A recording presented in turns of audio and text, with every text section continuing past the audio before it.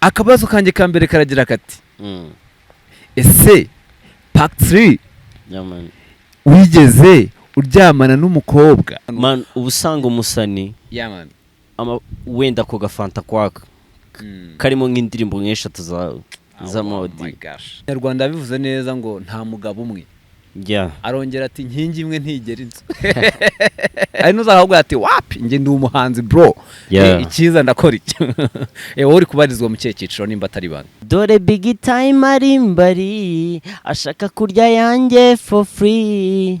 She wanna money for free. Ashaka kumubera nk'ifoto. Yeah, anywarika na bazoka nagenda kumanywa najyatana nijoro anywarika na bazoka natana nijoro. Yaman bamwita Pack 3 mwamwumvishe n'umuhungu umeze neza cyane. Ni kaposi nk'ibisanzwe nge ndi rutagwabiza iminega udatinya urugamba ruhindanye usangira neza n'abasanze agasezera siga basusurutse kandi usangiye sawa nawe rwagasawe. Yaman reka nsuhuze abantu bose muri uru Rwanda rwa Gasabo, Rwanda rwa Gihanga. Yes, nsuhuze na diaspora mukomere cyane, amahoro n'amafaranga amahirwe nibyo mbifuriza abantu mwese mukurikira Kaposi TV show. Yes, nkitangira rero kambibutse gukora ikintu bita subscribe. Nabonye muri no minsi muri gusa n'abareba video ndabashimira cyane ko muri kureba video ibiganiro byanjye, ariko mwongera kanu ka subscribe, like, share na comment ubundi twikomereza. Nkuko mubibona rero kuri kamera zacu, uziri inyuma muramuzi. NIBA studio. Yes, uziri inyuma NIBA studio nkuko mubibona turi kumwe n'umutumirwa no musani mushyashya no mu jama kabisa ubona ko ameze neza arasa neza for. Yes, ni karibu cyane kuri Kaposi TV show. Murakoze cyane. Yaman watangira utwibwira ukatubwira ukabwira abakurikira Kaposi TV show bakamenya umuntu tugiye kuganira uyu munsi ni muntu ki ninde murakoze. Ni Pack 3 amazina ya art akasanzwe ay'ababyeyi ni Mugisha Benjamin. Nkaba ndi artist umuririmbyi. Wamyutinze komeza nari abandi artist umuririmbyi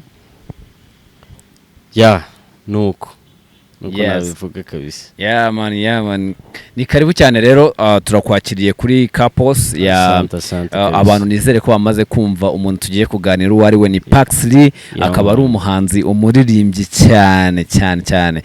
Pack 3 umeze neza?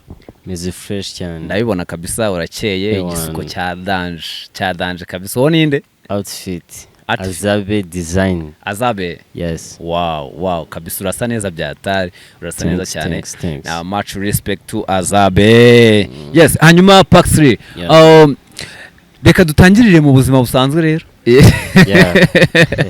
Ubundi mu buzima busanzwe Pack 3 ni muntu ki out nyuma y'ubuhanzi nyuma artist Pack 3 ni muntu ki abarizwa he ameze ate nyine hereza abantu background ya Pack 3.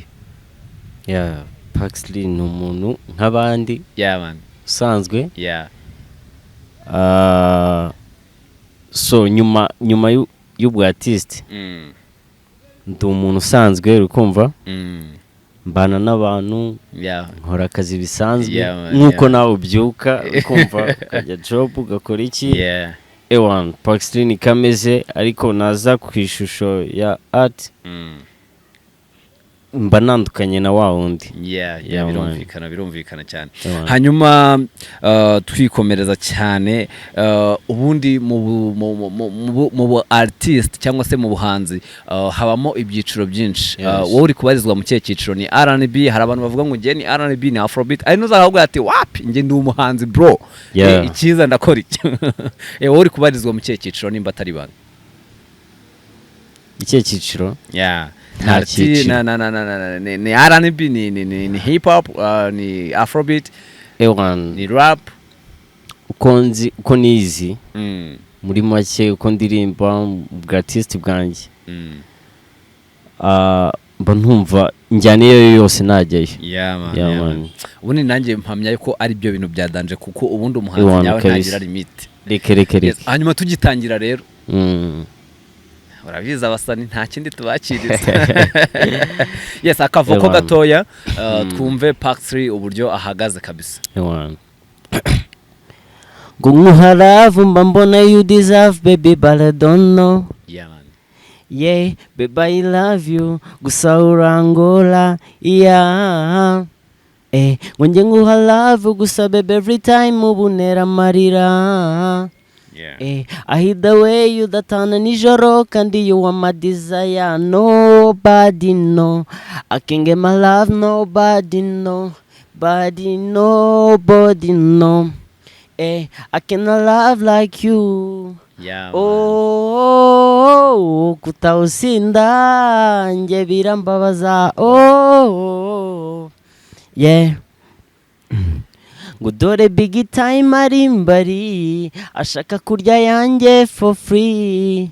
She wanna money for free. Ashaka kumubera nk'ifoto. Yeah, anywarika na bazoka nagenda kumanywa najyatana nijoro. Anywarika na bazoka natana nijoro. Yeah man. Bamwita Park 3 mwamwumvishe ni umuhungu umeze neza cyane ahagaze neza cyane. Yes. Park 3 abantu ndatekereza sinzi nimba abantu benshi bari bwakumenye ariko noneho turashaka kugira ngo utwinjize neza muri career. Ubundi watangiye cyangwa winjiye muri industry nyarwanda ryari watangiye kumva ko ufite impano yo kuririmba ukavuga ati noneho ngiye reka mbivane mu ndoto mbishyire mu ngiro kabisa ninjire studio. Watangiye ibintu by'imiziki ryari officially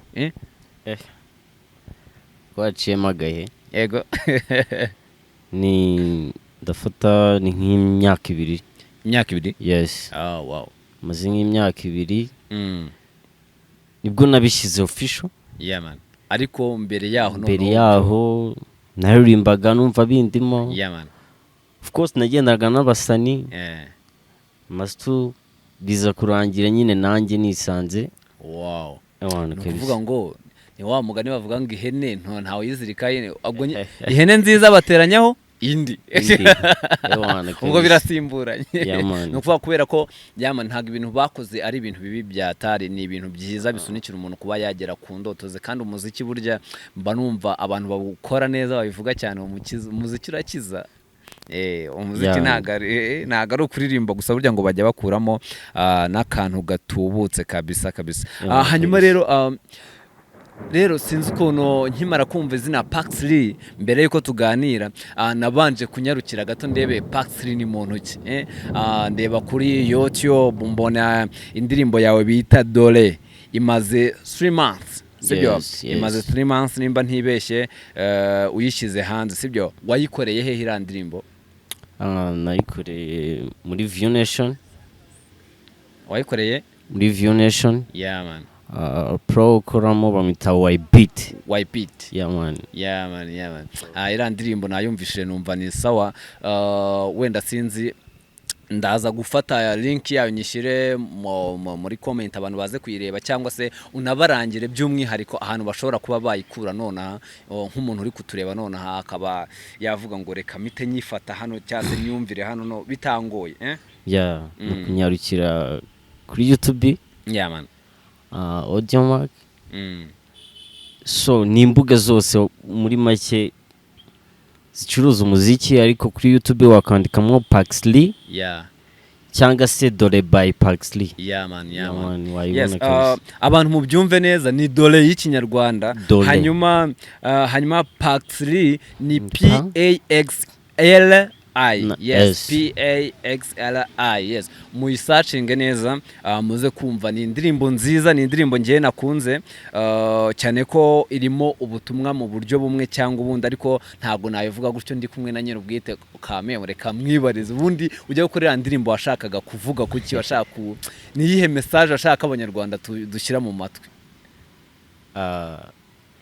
Message nashaka gutanga hari ukuntu nk'uku ni ku bantu bakundana yeah man babiri kumva ni nk'uko mu baby abakunda n'umuhungu njye nagarutse ku babebi cyane kuko ni challenges duhura nazo buri gihe nk'abasani nyine ndabyo none abasani bo mwararenganye abasani mwe n'abantu bose ntago nayikoreye nyine ngabantu ngo nayikoreye abari bo bose muri rusange kabisa ni nk'uko nguko ukundana n'umubebi wa mubebi udashobotse jarajara iki n'iki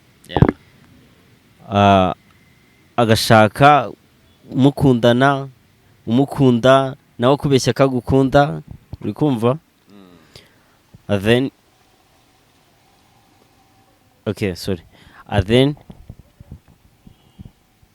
refresh okay mukundana nawe umukundana wagukunda uri kumva ndabyumva cyane ariko ugasanga ni wa mbebe udashobotse ujarajara ugendereye nk'ubutunzi wenda ni muri make niko nabisobanura bikumva ashaka kurya yanjye for free kabisa ashaka cash for free kandi ibyo bintu kandi rero ako kantu ni sawa cyane ndatekereza ko n'umuntu wayumvishe yamukebuye kubera ko ibyo bintu bimaze iminsi biri hit cyane mu banyarwanda ni ibintu abakobwa bari biharaje kabisa ubona ko ari ikintu kidasa neza dusaba na bashiki bacu guhindura icyo kintu nimba ukundanye n'umuniga ukaba mufiteyo gahunda mbese nta nubwo umuntu yakagombye gukundana n'umuntu nta gahunda mufiteho nimba nta gahunda tirumubwira ati wapi nago bikunda yes yamon reka twikomereze rero hanyuma ndashaka kukubaza aka kantu aba artiste benshi bakizamuka cyangwa se bari upcoming muri industry nyarwanda bakunda kugira akantu ko kuza bagakora ingoma bakagenda bagakora ingoma bakagenda bagakora ingoma bakagenda wowe ni iki uri gutegura cyangwa se abanyarwanda bitega iki kuri Pack 3 uri kuza muri industry bitega ibintu byinshi cyane amakuru abarenze indirimbo nyinshi cyane kabisa warukomojeho ku musani uza gakora usanga akoze nk'indirimbo nk'ebyiri eshatu imwe ivuyemo hit ugasanga arakwamyeho gato man gukwama k'umusani rero ntago ari ukuvuga ngo yariye hit ngahita azamuka ngaramanuka umuziki uragoye bro kukora biragoye hari igihe akora nk'iyo hit iyo ndirimbo yabaye hit akarinda kugira ngo azabone indi zisimbu man bikabi zambune z'abahanzi z'abahanzi ntago biba byoroshye ndabyumva ntago biba byoroshye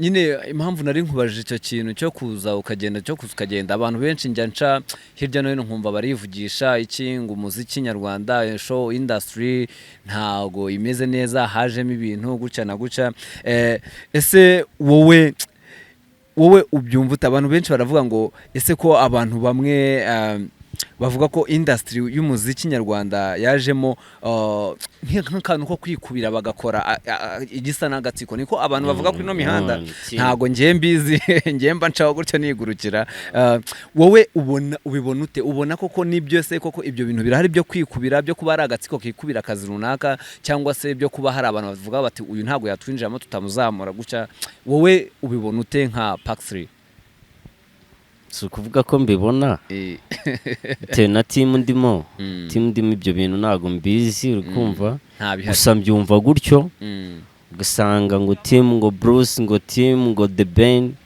ugasanga ni ibintu nk'ibyo biriho gutyo utamenye ibyo ari byo kabisa gusa jya ibyo ngibyo ntabwo mbizi ntabwo birambaho sinizeye ko binabaho ndakumva cyane ni sawa cyane ibyo bintu nimba utabyizereramo kuko wazashiduka waflopinze cyangwa se wagiye down kubera ibyo bistafu nanjye nizera ko atari ibintu byiza cyane ubundi numva ko abantu bahuriye ku murimo umwe bakagombye gufashanya bakazamurana umunyarwanda bivuze neza ngo nta mugabo umwe arongera ati nkingi imwe ntigera inzu.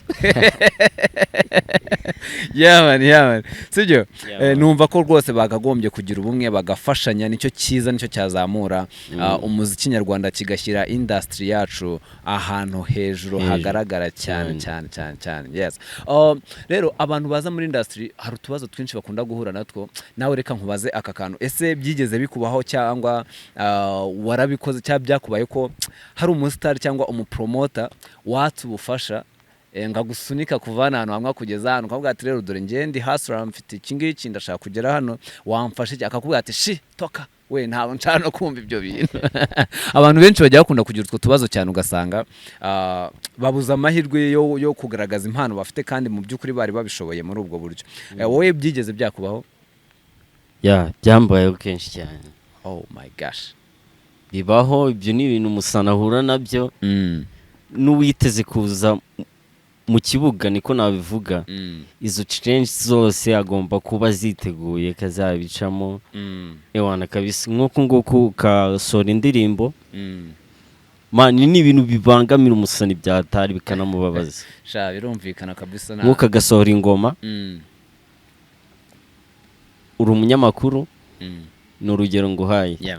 Uri umunyamakuru uri gukora kuri TV runaka cyangwa kuri channel runaka, man ndakwandikiye uri kumva kubera wowe wamenyeranye na babandi bakuru sunzi uri kumva ibangano byanjye wenda urabibonye biragushimishije cyane bigushimishije urabikunze cyane ubikunze muri make uri kumva man ukahita ushaka ukuntu wanyikuje. Byambayeho ibyo ndi kuvuga nibyo nagiye mura nabyo uri kumva, kahita ushaka ukuntu usa nk'unera icyuma nyine mu buryo bijyanye n'agafanta. Agafanta niko bavuga uri kumva. Noneho umuntu ukiri upcoming noneho kumubwira agafanta bro, noneho usanga yavuye n'ahantu man, ubusanga umusani wenda ko gafanta kwaka karimo nk'indirimbo nk'eshatu z'amodi. Oh my gosh. Man, ni imvune z'abahanzi niko babyita, ariko abapromoter batubabarire. Hari impano nyinshi ziba ziri hano hanze kandi ugasanga umuntu wa mugani wa akakana ariko kugabana agafanta yakakweruriye akakubwa agashyira mu mibare. Usanga ari ibintu noneho bikubiye ntago ari ibintu biba byoroshye. Paxley tugana ku musozo w'ikiganiro, ntago nasoza ntakubajije projet ufite muri no minsi uri kumva kabisa, nimba atari ibanga, nimba hari ibyo watubwira bikumvikana bitageze icyo bibangamira kuri gahunda zawe z'umuziki, ntago watumenera ibanga ku bikorwa bimwe na bimwe wenda kugeza ku banyarwanda? Oya nta kibazo kubamenera ibanga. Ibyo ntacyo ntago rikiri ibanga. Yego mfite projet ngiye kwa prodinga vuba aha. Kava yarasohotse. Man. Sound on TikTok yarasohotse. Man. Bayita mwiza. Wow. Nafrogako. No harahiye. Nafrogako. Afrogako. Bro man, iraboro ndayikunda byatari, witegure ko ninjyana ya danger bro. Support yanjye irahari wumve. Thanks kabisa. Kuko ndayikunda byatari. Hanyuma ubu ngubu umuntu ashobora kubona sound kuri TikTok? Yes, ni Paxley 808. Paxley 808. Yeah, okay. 8 is low 8 kuri TikTok. Yeah man, mugiyeho mushyigikire umwana ufite impano, umwana uri kuzamuka kandi ubona ko kabisa afite akazoza keza. Yeah man, no nagira ngo dusozo dukubitira kapera nimba ari kuri yo cyangwa se ku yindi, kugira ngo abantu bataza kugira bakibagirwa ko uri umuririmbyi. Yeah, akapera gatoya amasegonda 10-15 twikomereza cyane. Yeah, you know I can't be with you all of my life. You are my wife to be. Kukugumana means my world. I say my world. Wow. And with you, I say ooh la la, la la la la la. Mwiza gusa nikundira baby. I say ooh la la la la la la la la. mwiza gusa nikundira baby. Pull up brother man, pull up kabisa. Wumve ngo amahirwe masa kandi urugendo rwiza man. Ngende nkuri inyuma kabisa. Yamana nshaka nkuri inyuma. Hano rero kuri Kapos TV show tugira utubazo dutoya dusa n'udu TikTok umuntu asubiza bitamugoye cyane rwose, akantu nkubaza ukansubiza yego cyangwa oya, cyangwa afite icyo bivugaho nabyo it's okay. Hanyuma akabazo kanjye ka mbere karagira kati ese part 3 wigeze uryamana n'umukobwa? Wapi ya no. Oh my god, uracyari muto cyakoza cyo nisubira bigaragaza umuhungu wacu aracyari imanzi yaman. Ubwo akari gakurikiyeho rakishe kuko nanjye kubaza ngo wari ufite imyaka ingahe, ubwo ngo ibyo byarangiye. Hanyuma akabazo kanyuma reka nkubaze ngo ese Pax 3 aka kanya afite umukunzi? Mukunzi arahari. Oh my god. Pull up man. Yes, hanyuma reka tubashimire kuba mwabanye na Kapos TV show. Ibiganiro byacu byo nakagaruka, hanyuma mbahamagarire kuza gukoresha ibintu byanyu byose mwibaba studio. Ushaka kugira icyo kurya ni Kapos fast food. Ciao ciao. Ibiganiro byacu